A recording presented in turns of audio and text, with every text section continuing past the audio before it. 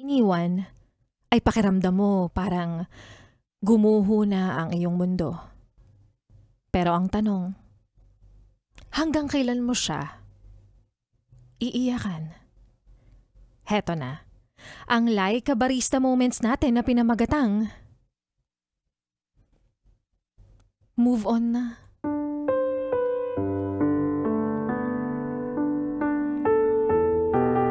Sige, magdrama ka.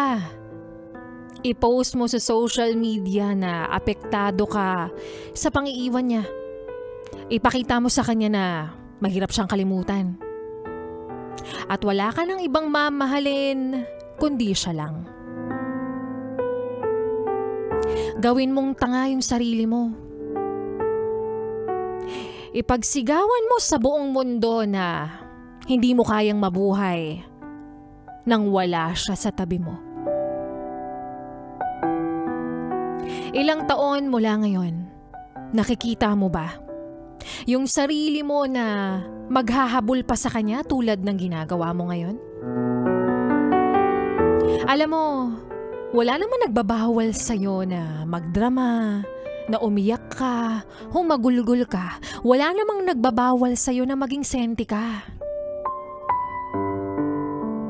Pero wag na wag mong ipapakita sa taong iniwan ka, sinaktan ka, kung gaano ka kahina nung nawala siya.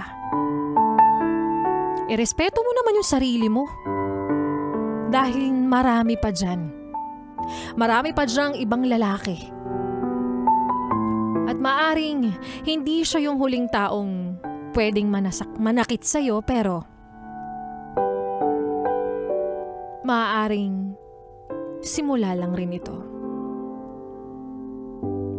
Dahil hindi solusyon na siraan mo siya, patamaan sa mga post mo dahil wala ka namang mapapala.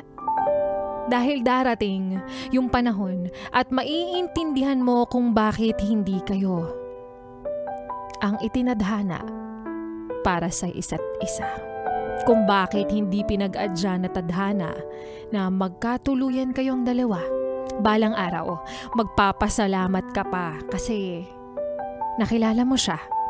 Dahil bukod sa mas naging wise ka, natuto ka. Natuto kang maging masaya na hindi dumedepende sa iba.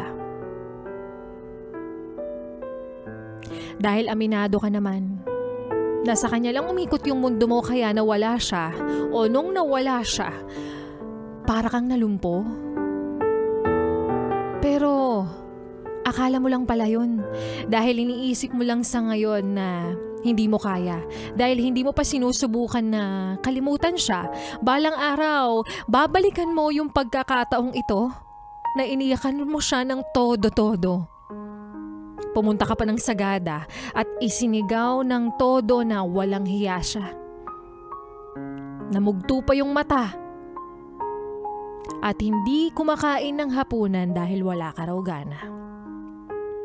Lahat yan, balang araw, pagtatawanan mo na lang at tatanungin mo ang sarili. Kung bakit ko kaya hinayaan yung sarili ko na maging timang?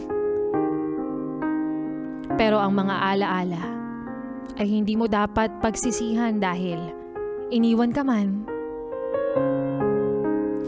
Marami ka namang natutunan.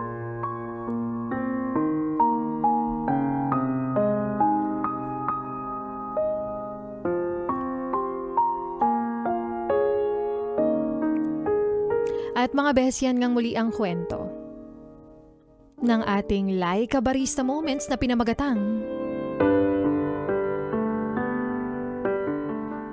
Move On.